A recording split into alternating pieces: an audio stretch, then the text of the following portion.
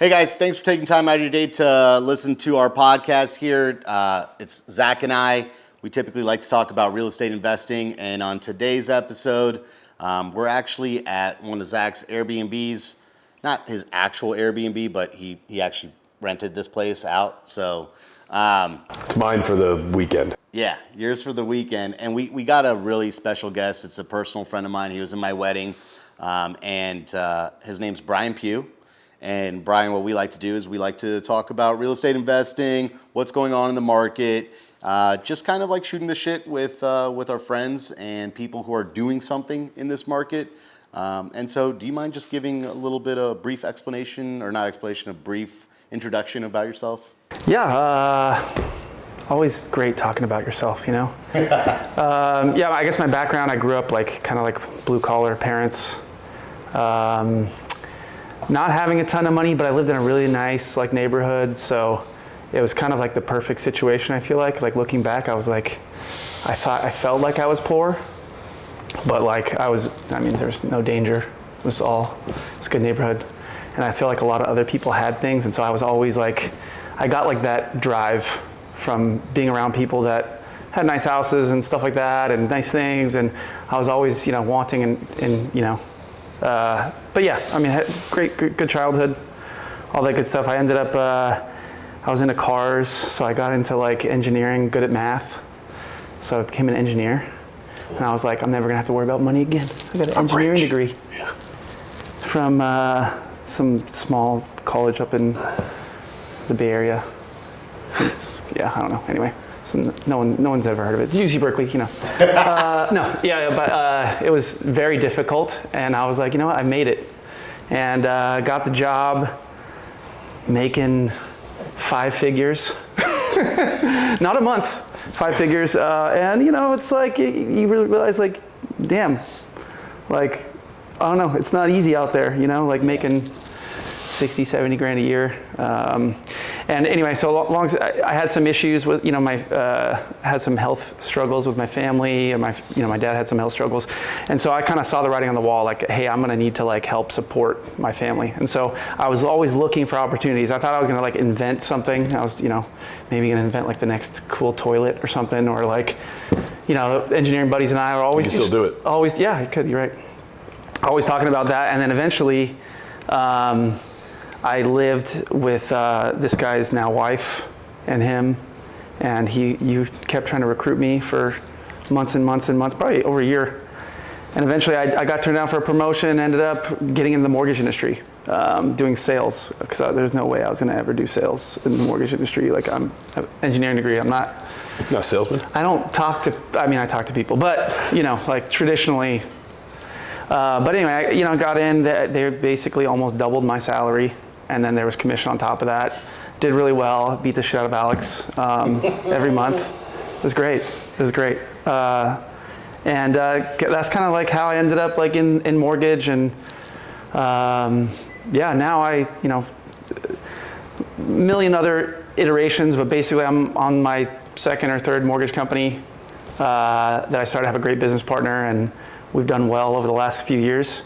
And now we're trying to figure out the market. It's yeah. A lot of people have closed their doors and shrank, and we unfortunately had to let go of a lot of employees and whatnot, but we're around for the long haul. We're going to be doing this for years and years, and I love real estate. I love mortgage. It's a great place to be. One story about Brian that always caught my eye, which is why I've always wanted to recruit him, is first off, engineers are different brains than sales reps. But if you can convince someone who's an engineer who has that brain style, who can actually also talk to people, is friendly, is outgoing, is athletic, good looking, small, then then that's kind of the perfect personality. And I always thought that Brian would be great at this, because the best part about sales is that you really are just helping people out. You're figuring out solutions, and you're getting them to save money, long-term, short-term, whatever the case is. And one of the best stories that Brian ever told me, one day I went into his room, just checking out his room in the corner, and I opened up one of the doors or the closets, whatever, and a drawer, and there was just a bunch of socks. And I was like, man, you collect your game, your sock game is on point. It's fire.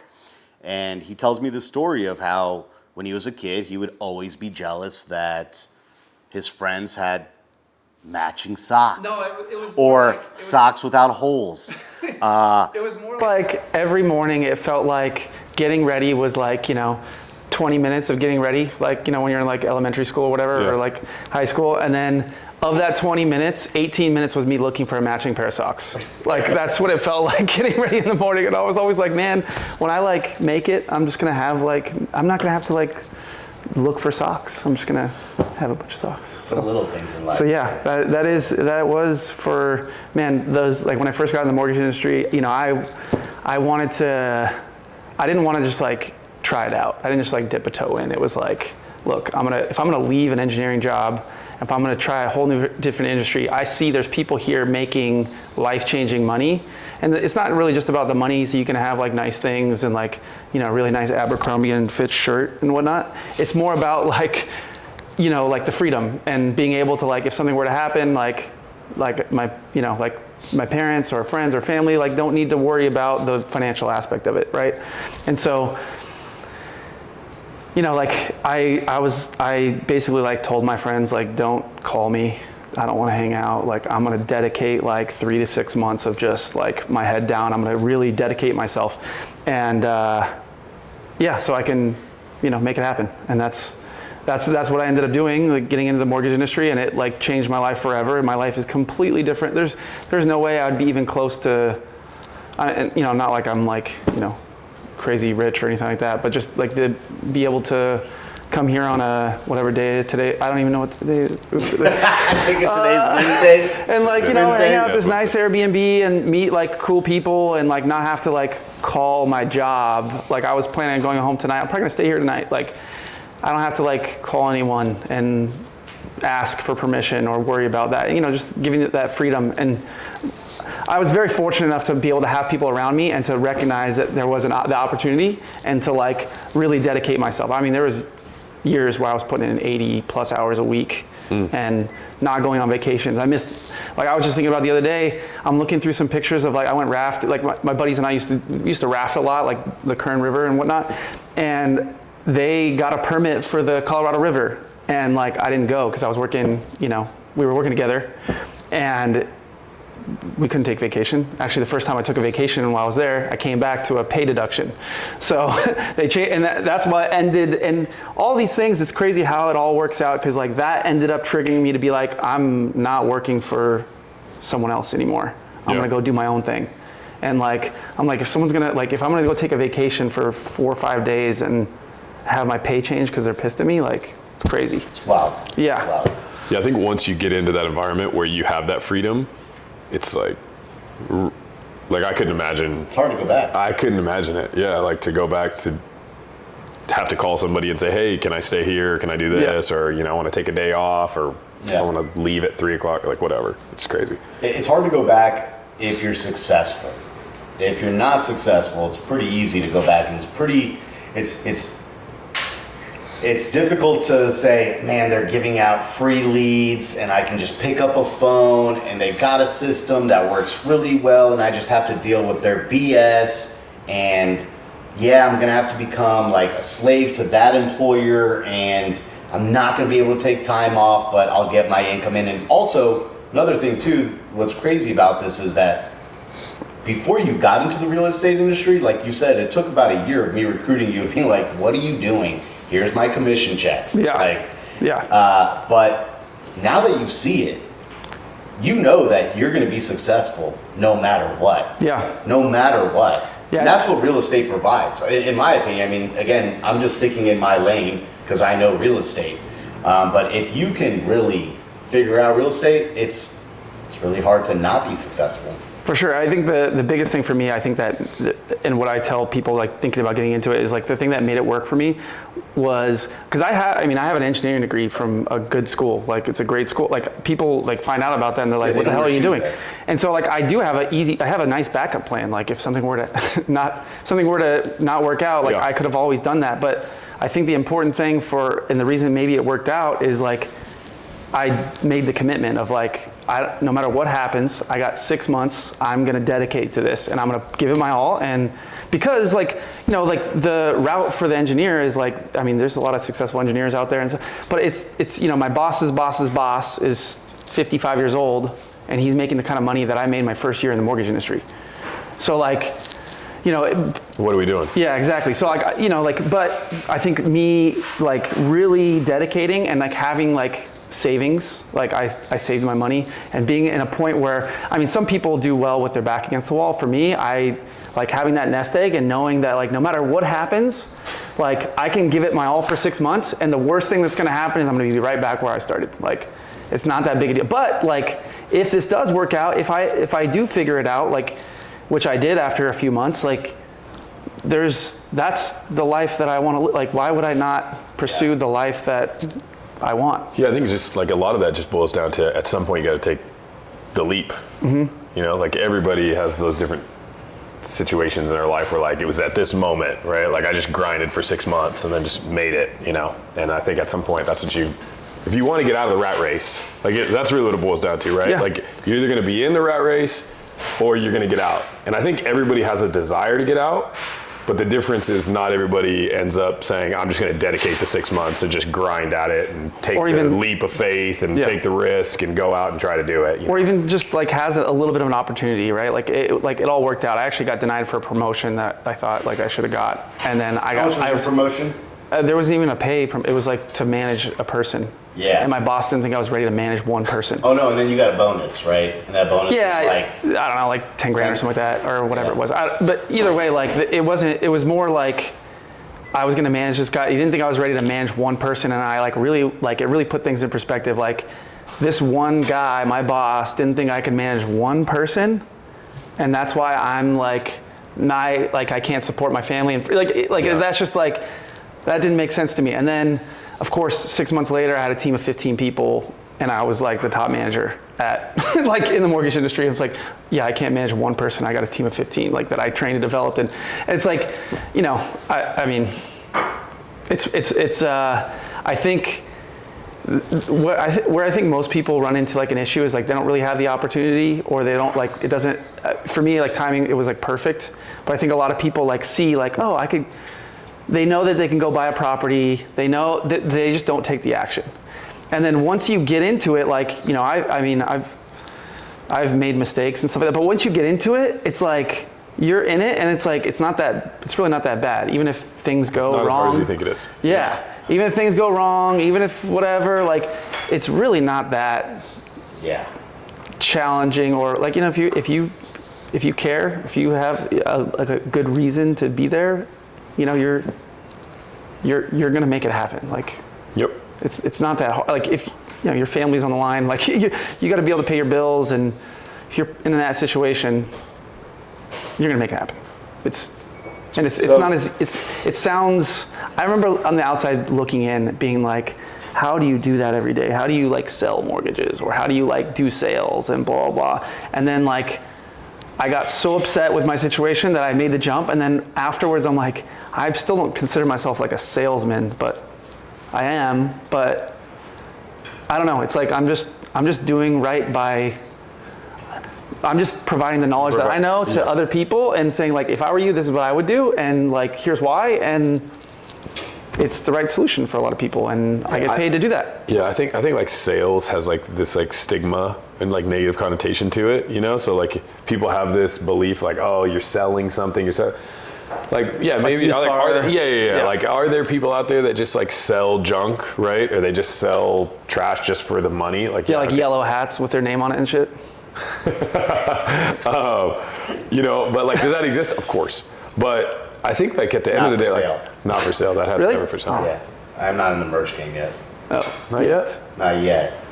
Is there money in the merch game? That's next week. Is there money in the merch game? There's money in the merch game. Really? Oh, okay. There's money in the merch game. You gotta be famous first? I mean, off subject, you know, when in early 2022, late 2022, when we had a little bit of time, just relaxing, we got into looking into merch, like just buying things on Etsy, printing them on Canva or whatever, like Sarah knows this way better than I do. but it's pretty lucrative. It's pretty Really? lucrative, yeah. But on a side note here,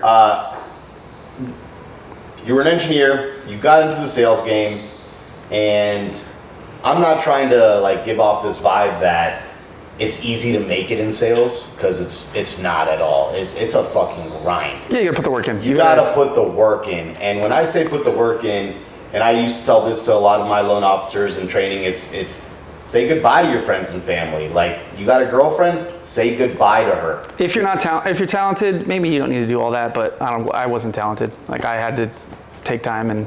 Yeah, once you actually get experience into sales, that's when you can bring back life. There's no work-life balance when it comes to sales when you're in the beginning of it. Yeah. The beginning of it is just grind, it's work, it's understanding your art. It's understanding how to like talk to customers. And it's like the weird stuff too, like listening to your calls. Yes. No one does that. No one. I honestly like. That. It's crazy like how many people I've trained and developed over like the last years or whatever. And I always tell them like listen to your calls or listen to like other people's calls. And nobody you does gotta it. listen to your own calls. Nobody You gotta does. listen to Yeah, your own you do.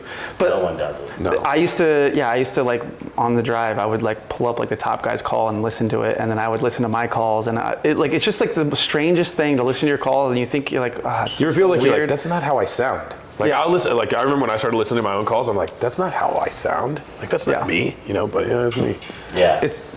It's like the weird, like when you say For like sure. grinding, that's like grinding. It's like when you're off work and you're like, why didn't I close the guy that I was saving him $1,000 a month? Like, what is going on? Like, why would that guy, and then you listen to the call and you're like, wow, I was so excited about this deal. I talked 1,000,000 miles an hour. I thought I said this and portrayed this, but in reality, I was just like, do the deal. Like, Yeah. you're saving $1,000, you know, like we're talking 1,000,000 miles an hour. But that like, So true though.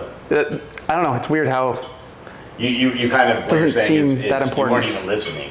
You just knew that the deal was such a smart deal to do, such a lay down deal. Lay down meaning not that the customer's a lay down, it's that The deal makes so much sense. it just makes so much sense There's that no you're reason like, the guy should "Dude, do it." I don't There's no even reason not have to convince you of Yeah. doing this. But some people need some convincing, right? And that's Yeah. what you kind of realize too. or they Oh, gotta trust you. goodness. Yeah. yeah, Or they gotta, it's all trust. yeah, they gotta be able to Yeah. understand like that you're actually looking out for them and that you're not just some smooth talking salesman. It's like, Right.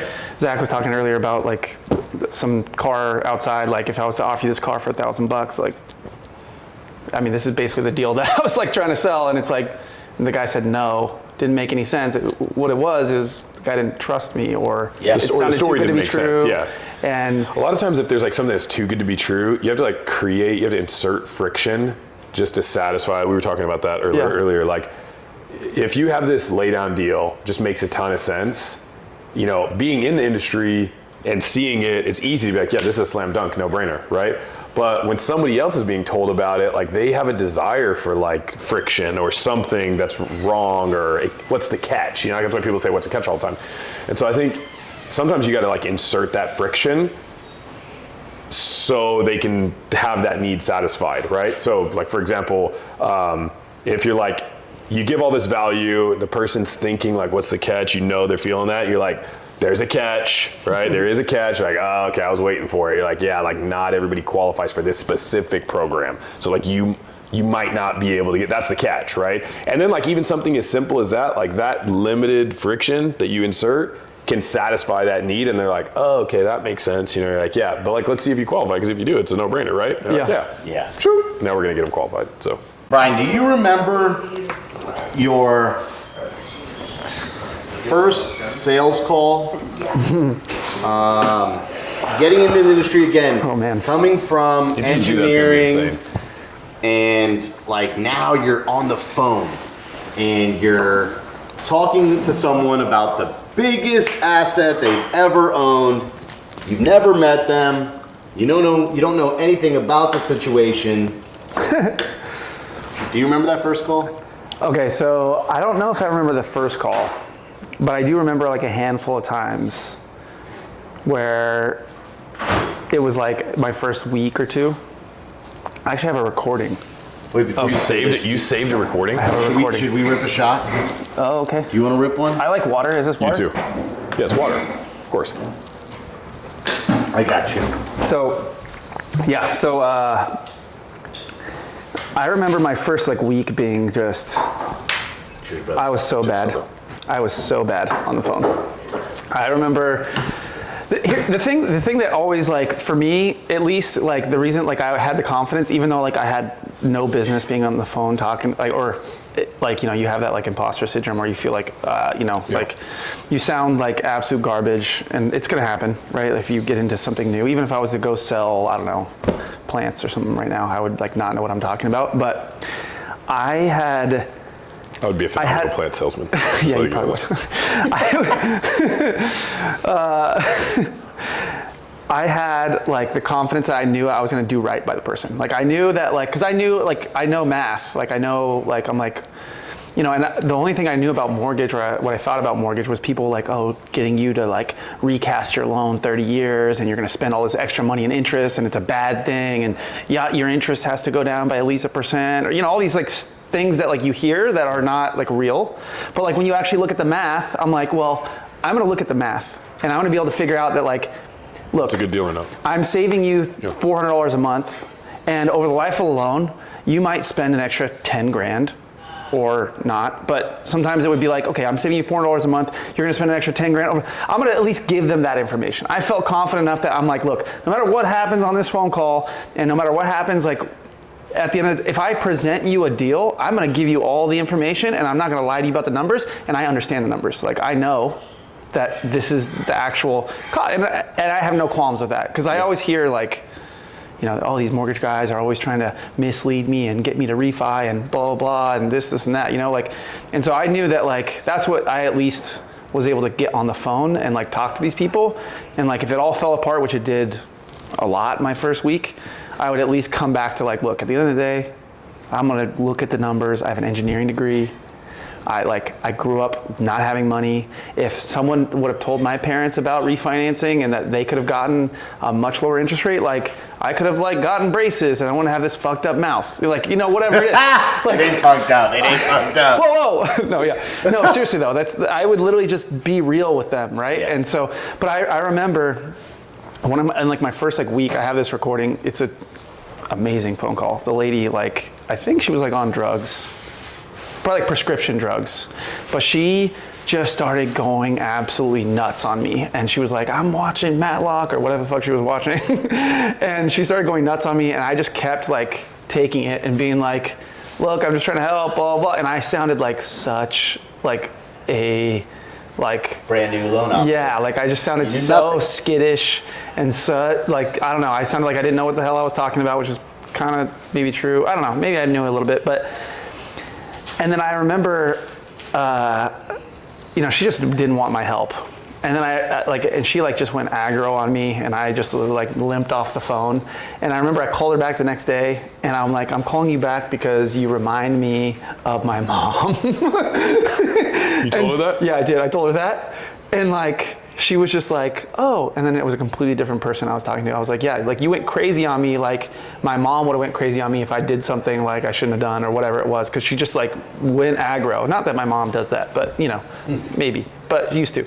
And like, but you know what I mean? I just like, she sounded like my mom and she was going like, she was really upset. And anyway, and then I called and then I ended up like getting her application and I ended up like, she was like almost gonna go through bankruptcy. So like I couldn't really help her, but like, it was like a success for me. Yeah, and I realized like the sales game isn't about the right, like, you know, oh, would you let a mechanic, like you gonna let me pull your credit, would you let a mechanic give you a quote without opening your hood? Like those stupid sayings. They work, bro. Okay, yeah, I don't know, for some people they do. But for me, I do not feel good about that. Like I don't wanna learn a bunch of sayings. I wanna just be real with a person and like it's easy for me to do that. Like that's just, you know, that's who I am in life. Like, why would I change that at work, you know? Yeah, well, like, that's the difference between what makes a good salesperson versus a bad salesperson. Besides if you say results, okay? But like, besides results, it's like a great salesperson, a phenom salesperson is gonna be an amazing communicator, right? He's gonna be able to take, like, let's say a complex subject or a subject that the prospect or,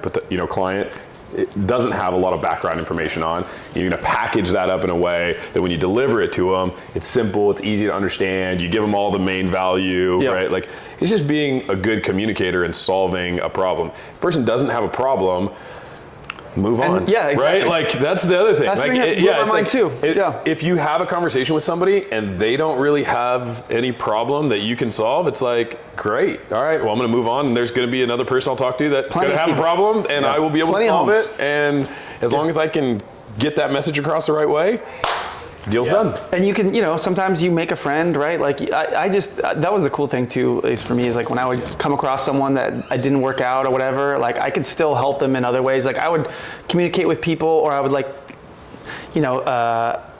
basically talk to them, and it basically didn't work out where I was like, look, I'm not really going to save you that much money. Like you don't need to do this loan. Like I would love to do the loan, but like you shouldn't, realistically, like you shouldn't do the loan. But then I ended up talking, and like I know they have kids and their kids are about to go to college, and I'm like, I would tell them like, I had the crazy college experience. I went to like a 4-year university, like a UC out of high school. I dropped out.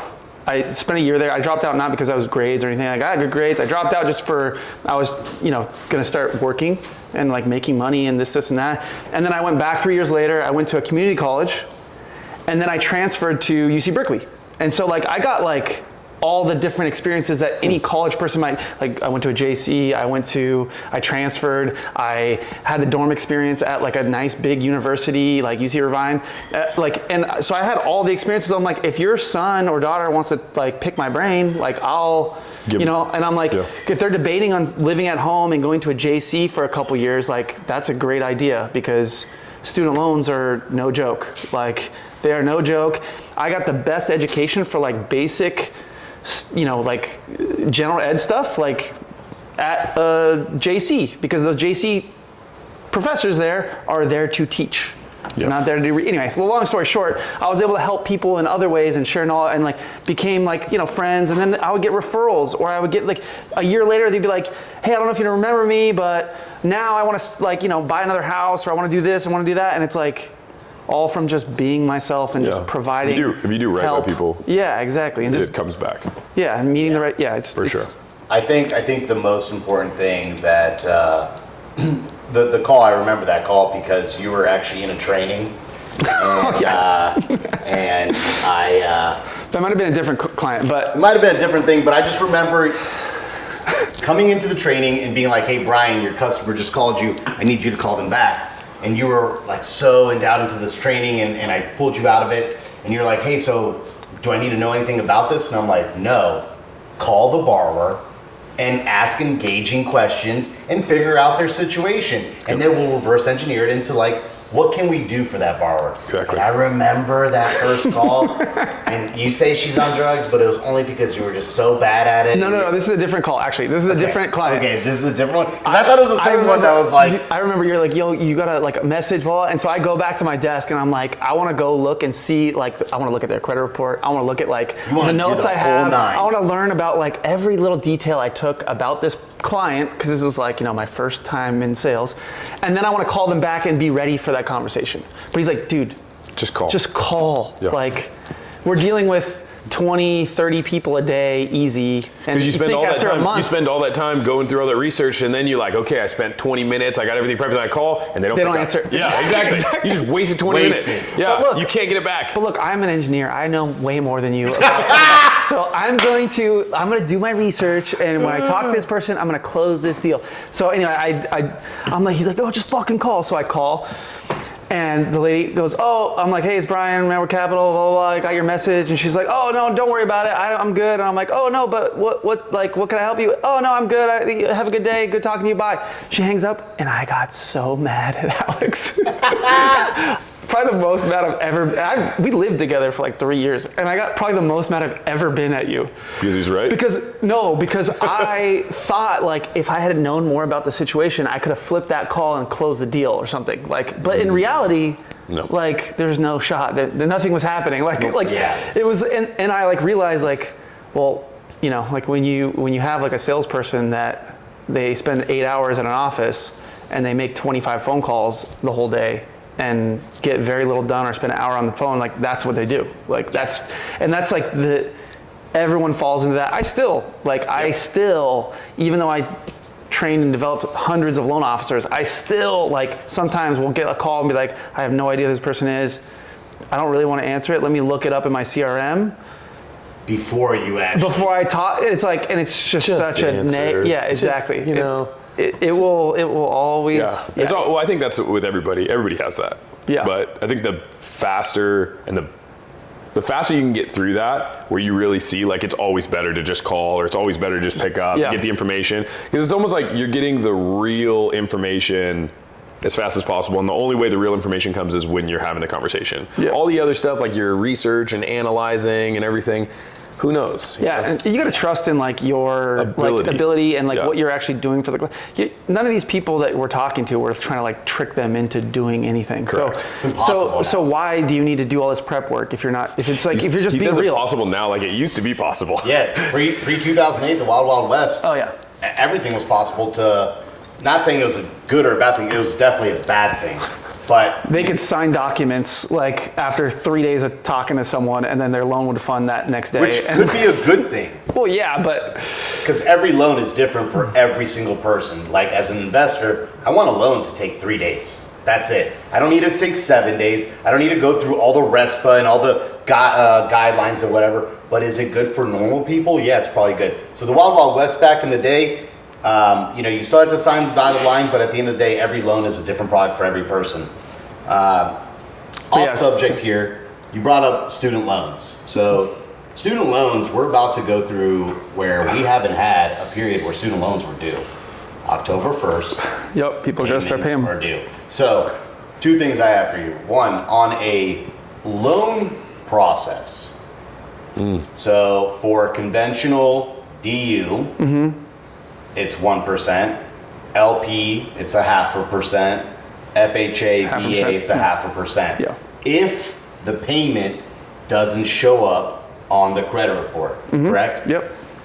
And now that the payment's going to show up on credit reports, potentially, how do you think this is going to actually affect, one, debt to income for sure, like people getting qualified, and people now actually having to make their payments on student loans? Yeah, I think for the qualifying, actually, like I've talked to a handful of clients, and I always ask them, like I always like, anytime I talk to anyone, I just treat them as like they're my cousin, brother, mother, aunt, whatever it is. Stepmother. And I go through their, interesting. I go through their credit report, and I ask them like, hey, what is it normally? And usually I actually find it's lower than the 1% mark. I usually think it's in the like 0.5% range. So like typically, like if they got $100,000 student loan, it's usually like in the like 5. Well, I guess on a big one like that, it's not.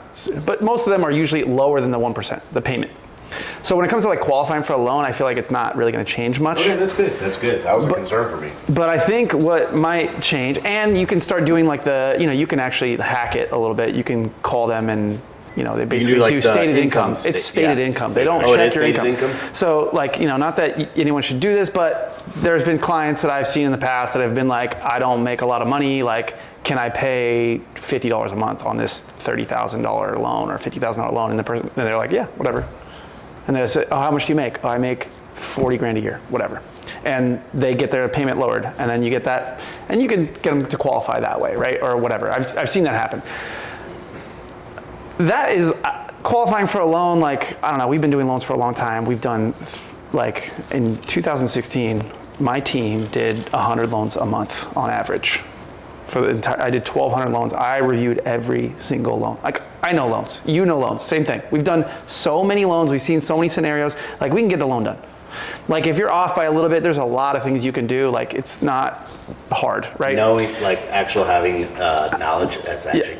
Yeah, the knowledge like that we learned, like seeing, 25 loans a day from our team that we would have to review and help them structure and whatever for years and years. Like it seems like it's not that much, but like it's an insane amount of knowledge. Tax reports, income documents. Yeah, I've seen a million credit reports.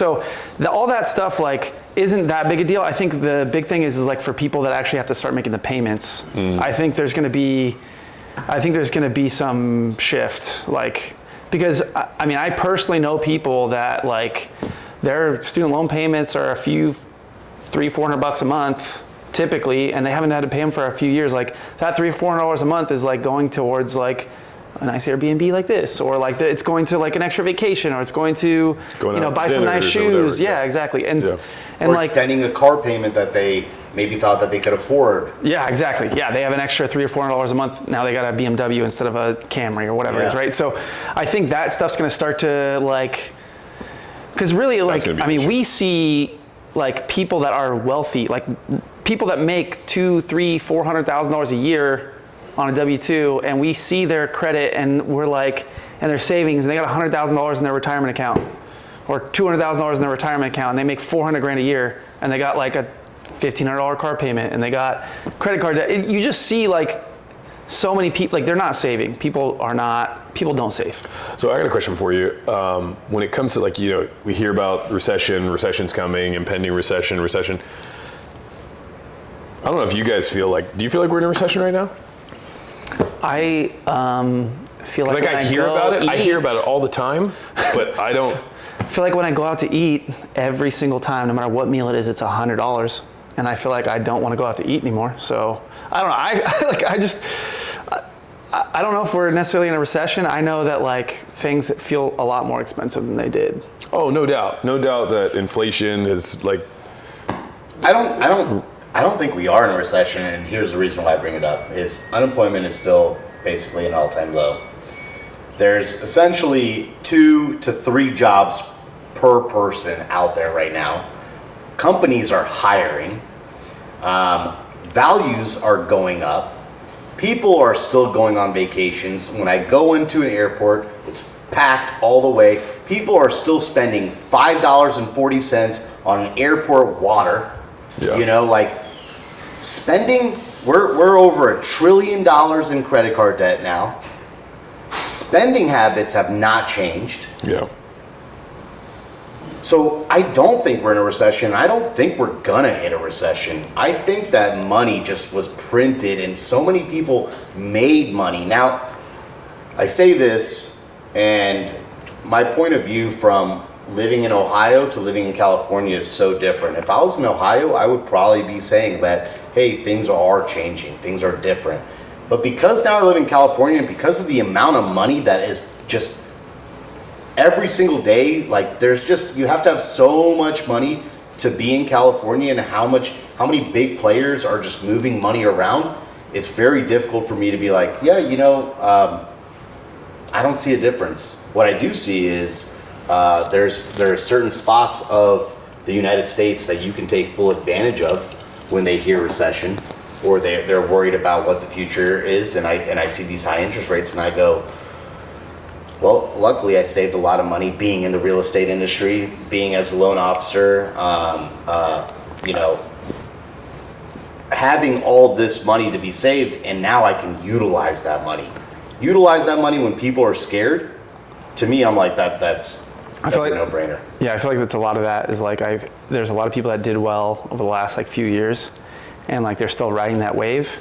But like I also do come across a lot of like clients, and I don't know if I necessarily have like my hand on the pulse of like the whole nation or whatever, but like there are a handful of clients that I know that like were killing it, and now they're like, I haven't been making money, and like I'm like starting to cut back, and like I definitely do think whereas like a year ago or a year and a half ago it was like everyone was killing it. It seemed like every client, everyone was hey, times are great, we're making all this money. I feel like it's definitely changed. I feel, but who knows if that's going to lead to a recession or anything like that.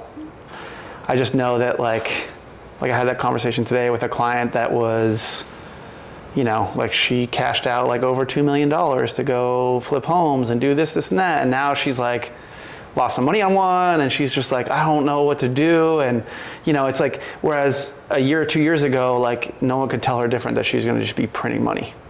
Yeah. And so like people are starting to realize like, oh, this is not, we're it's a little bit more difficult out there, and like it's not, we shouldn't be just throwing money at, like I think people are starting to realize like maybe it's trying to pull back a little bit. I don't know if that's going to lead to recession or how that would work out, but yeah.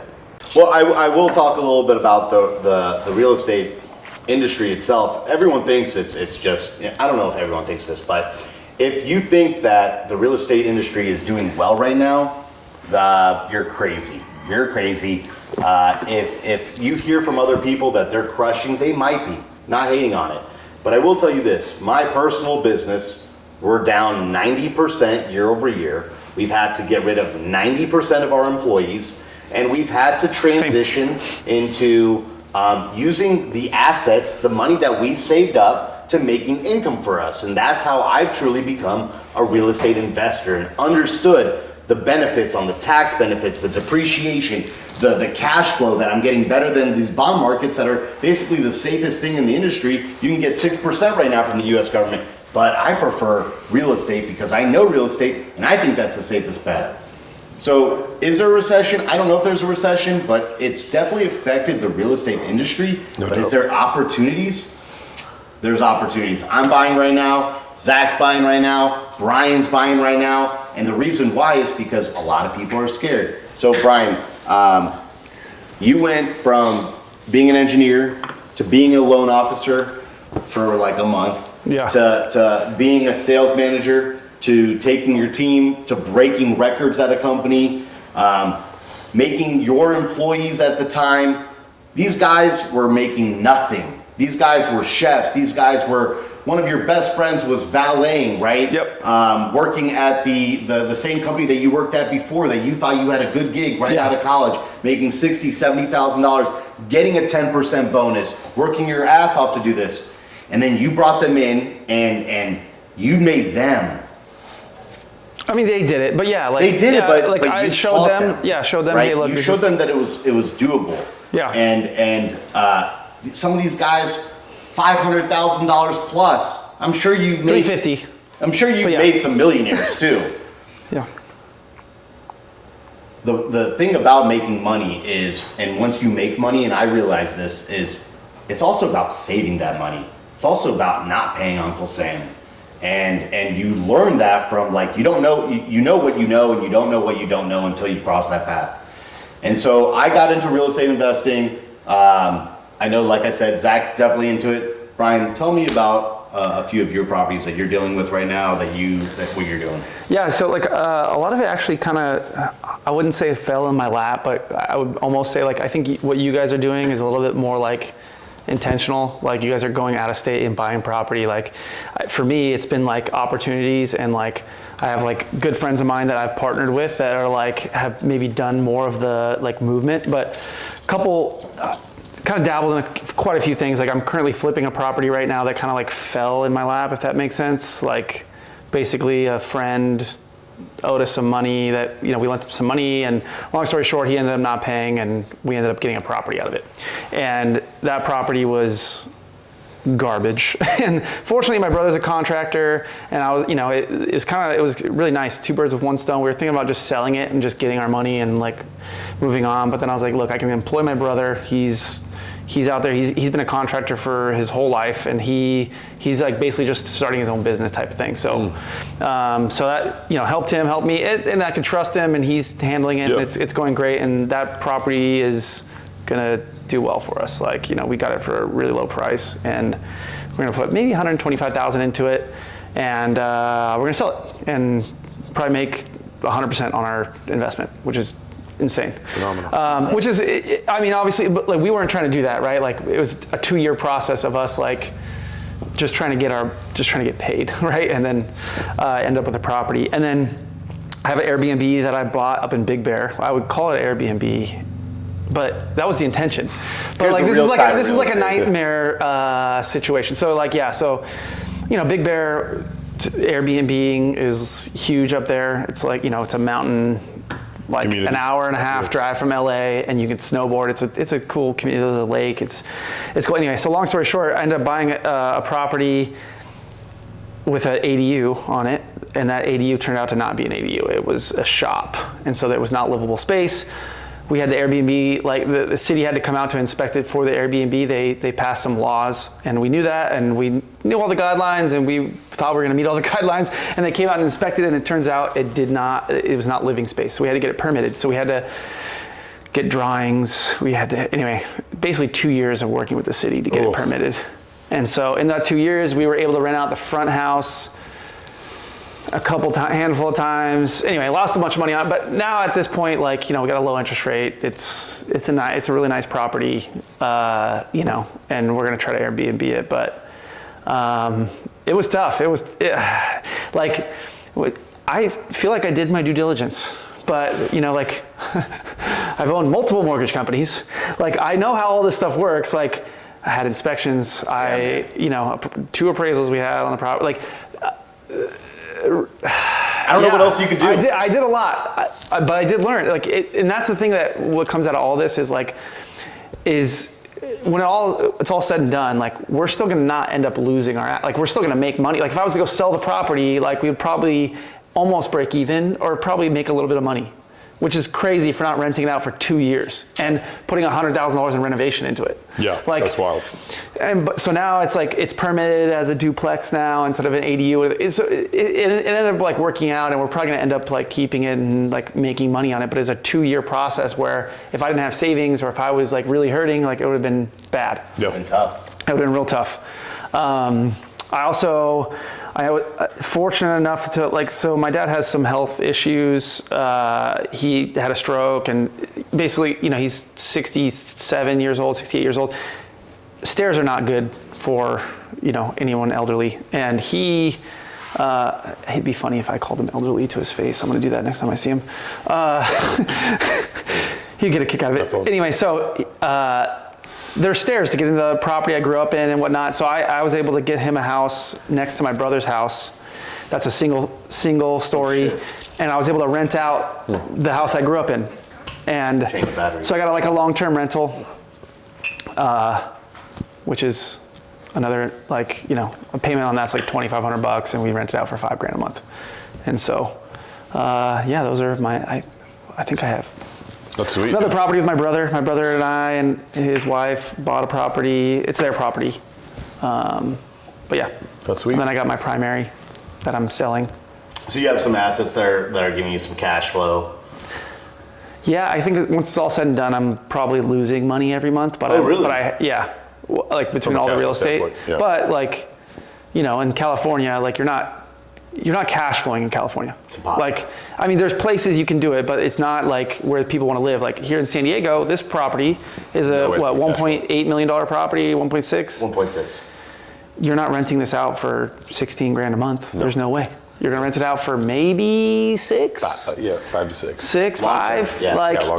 And if you were to buy this and put 20% down or 30% down, your payment is well over that. It's $12,000 a month. Your play here is the appreciation play. Yeah, it's appreciation. So like all the properties I own are in California. So like none of it's like It's not cash flow, but it's appreciation only. But like the Big Bear you're property, not losing money. it's a vacation spot and it's an Airbnb play. Like that's a cash flow play. But like you're not long-term rental playing. Like, although the house I grew up in, it was in the family since the 60s. It was like built by my or I don't know if he built it, but it was he bought it brand new, like for like whatever, $15,000, and it's worth $1.5 million. It's a $1.5 million dollar house, fully renovated, renting for $5,000 a month.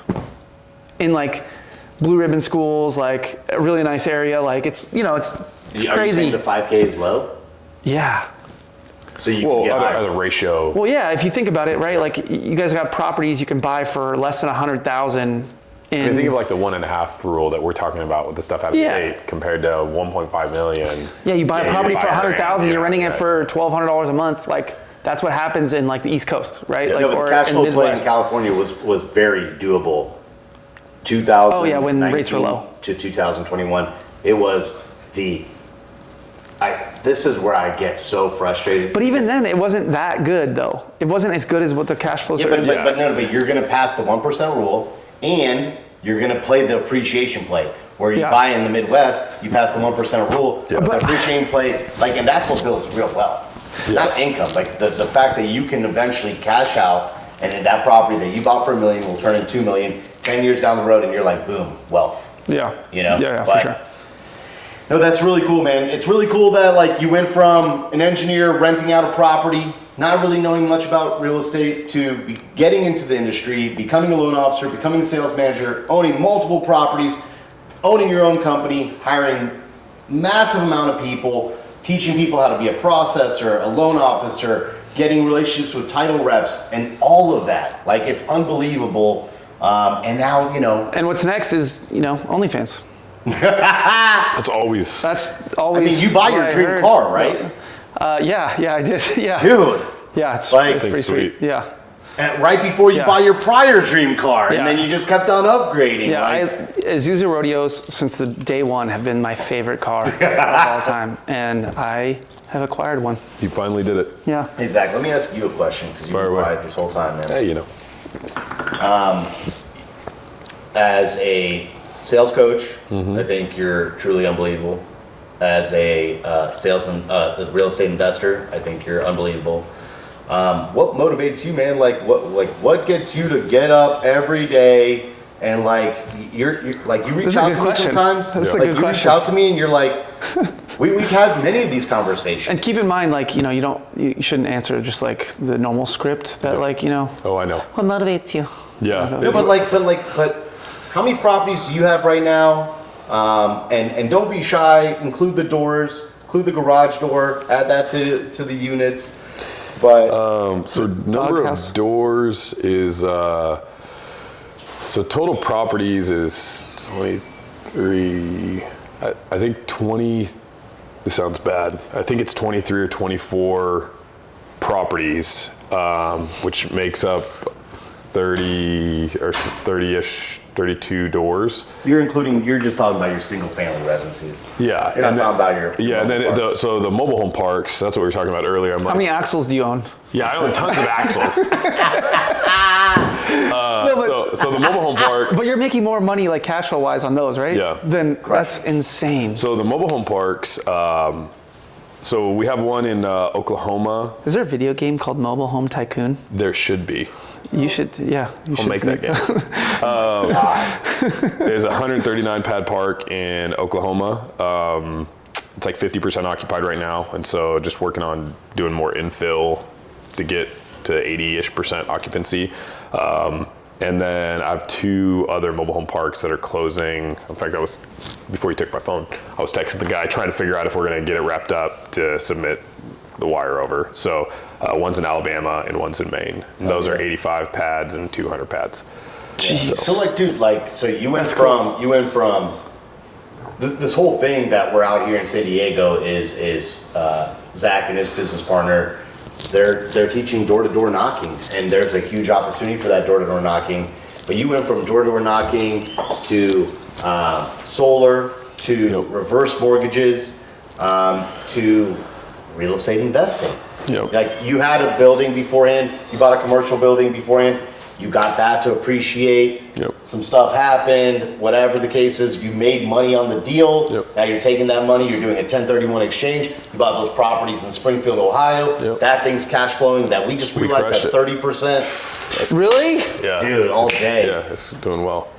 And now you're buying more properties. So Yeah. what I'm saying is, I think there's an evolution in regards to when you take your practice and you learn so much from your practice that you can evolve from that in regards to, why am I not the end user? Why am I not the end buyer? Why am I not buying properties? If I'm giving this advice of why you should buy properties, why am I not doing it? And then we all went into it. Yep. And now we're all seeing the benefits of it. Yep. I think as far as the why, that's obviously a really common question that pops up. We were talking about this earlier. I look at why does a fish swim? Right? It just does, that's just what you do. So you're here, you're trying to figure out you think fish swim, or do they tell themselves that they're walking? How much weed did you smoke today? Yeah, I think I don't know why. I don't know why you do it. Just because it needs to be done. You see the numbers and you're like, it just makes sense. Yeah. It makes sense. Yeah. We're talking about treasuries offering 5-6%. It's crazy. It's great when you're 65, 70 years old and you want that guaranteed pay. And that's great to have, especially after a market where if you had your money in a 401k, when you're older, you've made 20, 40%, then you saw 2022 and you went down 20%, 30%. And now you got this guarantee back to 5-6%. This reminds me of the 2003 to 2005 period. When I was in high school. Yeah. And I just remember my parents being like, I got a CD and it's giving me 5%. And I'm like, whatever. I don't even know what that means. Yeah. I just bought a CD too. Tower Records. From the warehouse. Tower Records. Yeah. But now I'm like, The warehouse, wow. yeah. You know, we bought some properties and I'd definitely rather get 30% on my money. For sure. And I And think, get depreciation and all the other benefits that come along with real estate. I think the cool thing is like at the end of the day, like is it, even if you like mess up, like there's the learning curve, there's a learning curve there, right? But like even if you like make a bad investment or do whatever, it's like you still have real property, right? Yeah. Like I, you know, we've invested in crypto, like we, you know, like you make a bad investment there, like you get a rug pull or whatever, like, you know, like that money's gone. There's not, you know, the cool thing is like at the end of the day, like especially like if you're getting into real estate, like your first play should be your primary. And worst thing that could happen, right, is like you got a place to live, and like you could, you know, like I always used to think like I actually didn't buy my first house until 2021, and now I own 6, like, and was it 2021? 2020, Yeah, dude, 2020, August 2020, and I was like, look, at the end of the day, like it's August 2020, the second wave of COVID was hitting. This is the worst time in the history of the world to buy because everything's so inflated and like yeah, exactly. Like it's all gonna go to shit. Like but ultimately I was like, look, at the end of the day, like I can afford this payment. Yeah. It's next to my office. I like where I live. It's like next to an airport. Like I'm like, at the end of the day, like I'll live here for 10 years if it goes to like 500,000. Like I'm gonna buy it for 820,000. If it's worth 500,000 in a year, I don't care because I got a mortgage payment I can afford. I'm gonna stay here. I'm gonna live here, and ultimately, like, I may not make money, but 10 years from now, I know it's gonna be worth more than what it is now. Like in California, like everyone wants to live here. Like California's not gonna get an earthquake. It's gonna break it off. Like people want to live here. Like it's a nice area, right? I agree. And so that's kind of like what got me into it. And then after that, it kind of went quickly after that because it was like, oh, that was easy, and obviously the timing was right. Like, you know, like. The property's worth 1.2, 1.3 million. We got 2 minutes. We got 2 minutes left. Yeah. Not to cut this off short. What you just mentioned was get in the game is all I'm saying. Get in the game. And there's easy ways to get into this stuff. Like you can partner. Like every house I own is with a partner, which is like wild. Every single house I own is with a partner. I know a lot of people don't like I don't know if I recommend it or not, but like the risk is so little and you learn so much, and like it's crazy how just the thinking, and if you just plan a little bit more rather than putting in crazy work or grinding, like you can do well. Yeah, like, you can change your life. Yeah. So you bought the property in 2020 for 800 what? 820. 820. It's on the market for 125. 125. Okay, so 3 years, 125. 400,000. I own a mortgage company, so like I refinanced like 3 or 4 times, and every time I made money on the deal, put $45,000 down. Yeah, you've made $80,000 through but we put 45,000. You made like 80 through the transactions as well. Yeah, $0 in. You've actually already profited. You're gonna make $400,000 off the equity. Gucci. Real estate is there's no better play. Where do you think real estate's going in the next year or two? That's a generic question. You told him 90 seconds. You're like, we have 90 seconds. Where do you think real estate's going? And where do you think values? I don't where really do you know. think interest rates are going? Nobody knows. Like ultimately, what's going to happen is I think we're going to be pretty stagnant, or I think it might go down a little bit, but like not enough to be like, oh, you should wait to buy. Like I think what you should do is look at right now. And if you can personally afford, like no one's timing the market. Like people that think they can time the market, like there's very few people that actually time the market and they get lucky. Yep. Like I thought it was the worst time. I live, eat, breathe real estate mortgages for 7 years or 6 years, and I bought, and I was like, this is the dumbest time to buy, and it turned out to be the best time to buy. So like, there's no. I think just it's like over time, like it's like farming, right? We were talking about this the other day. It's like you might have a bad season, you might have this, but if you just do the right thing over time, just put the work in. Put the work in, like you're gonna be successful, you're gonna make money. Like it's not rocket science. Like the people that think they're gonna get rich quick, or like, oh, I got the perfect idea. It's like very few people like do it once and just make a shit ton of money. Like usually you mess up a few times and whatever, but you still end up okay. Like, and it works out. You just do it over a long period of time and it works out.